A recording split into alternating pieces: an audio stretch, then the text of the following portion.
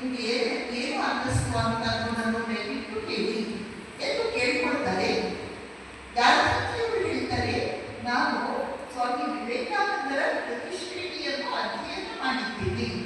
ಸ್ವಾಮಿ ವಿವೇಕಾನಂದರ ಪ್ರತಿಶ್ರೇಣಿ ಅಂದ್ರೆ ಯಾವುದು? Complete works of Swami Vivekananda ಇದೆಯಲ್ಲ, ಅದು ಮುಂಚೆ 8 ಭಾಗಗಳಲ್ಲಿತ್ತು. ಈಗ ಇನ್ನೂ ಕೆಲವು ಹೊಸ ಸಂಶೋಧನೆಗಳನ್ನೆಲ್ಲ ಮಾಡಿ ಇನ್ನೊಂದು ಭಾಗವನ್ನು ಸೇರಿಸಿದ್ದಾರೆ. ಅದರಲ್ಲಿ ಸ್ವಾಮಿ ವಿವೇಕಾನಂದರು ನೀಡಿದ ಎಲ್ಲಾ ಪ್ರವಚನಗಳು, ಎಲ್ಲಾ ಭಾಷಣಗಳು, ಎಲ್ಲಾ ಲೇಖನಗಳು ಲಭ್ಯ.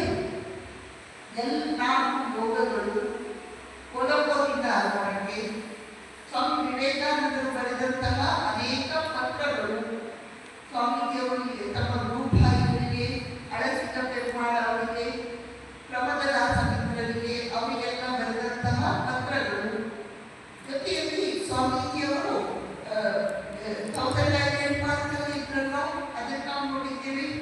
ಸಹಸ್ರ ದ್ವೀಪೋದ್ಯಾನದಲ್ಲಿ ಸ್ವಾಮೀಜಿಯವರು ವಾಸ ಮಾಡಿದ್ರು. ಅಲ್ಲಿ ಅವರು 7 ವಾರ ಕಾಲ ವಾಸವಾಗಿದ್ದಾಗ ಅಲ್ಲಿ ಯಾವ ಯಾವ ಸಂಭಾಷಣೆ ಮಾತುಕತೆ ನಡೆಯಿತು, ಅದು ಅದರಲ್ಲಿ ಶೀರ್ಷಿಕೆ ಇನ್ಸ್ಪೈರ್ಡ್ ಟಾಕ್ಸ್ ಅಂತ ಸ್ಫೂರ್ತಿವಾಣಿ. ಅದು ಇನ್ನು ಸ್ವಾಮೀಜಿಯವರೇ ಕೆಲವು ಬಂದಿದ್ದಾರೆ. ಉದಾಹರಣೆಗೆ ಮೆಮರೀಸ್ ಆಫ್ ಯುರೋಪಿಯನ್ ಟ್ರಾವೆಲ್ ಅಂತ, ಅವರು 2ನೇ ಬಾರಿ ಭಾರತದಿಂದ ಹಡಗಿನಲ್ಲಿ ಅಮೆರಿಕೆಗೆ ಹೋಗುವಾಗ ಹಡಗಿನಲ್ಲಿ ಏನು ಮಾಡೋದು, ಏನು ಮಾಡಲಿಕ್ಕಿಲ್ವಲ್ಲ, ಸುಮ್ಮನೆ ಕುಳಿತಿರ್ಬೇಕಲ್ಲ. ಆಗ ಸ್ವಾಮೀಜಿ ತಮ್ಮ ಪ್ರವಾಸ ಕಥನವನ್ನು ತುಂಬಾ ಸ್ವಾರಸ್ಯಕರವಾಗಿ ಬರೆದಿದ್ದಾರೆ. ಅದನ್ನು ಕನ್ನಡದಲ್ಲಿ ಪರಿವ್ರಜನ ಅಂತ ಅನುವಾದ ಮಾಡಿದ್ದಾರೆ.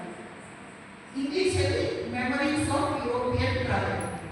ಈ ರೀತಿ ಸ್ವಾಮೀಜಿಯವರ ಇಡೀ ಸಾಹಿತ್ಯ ಅವೆಲ್ಲವನ್ನೂ ಸಂಗ್ರಹ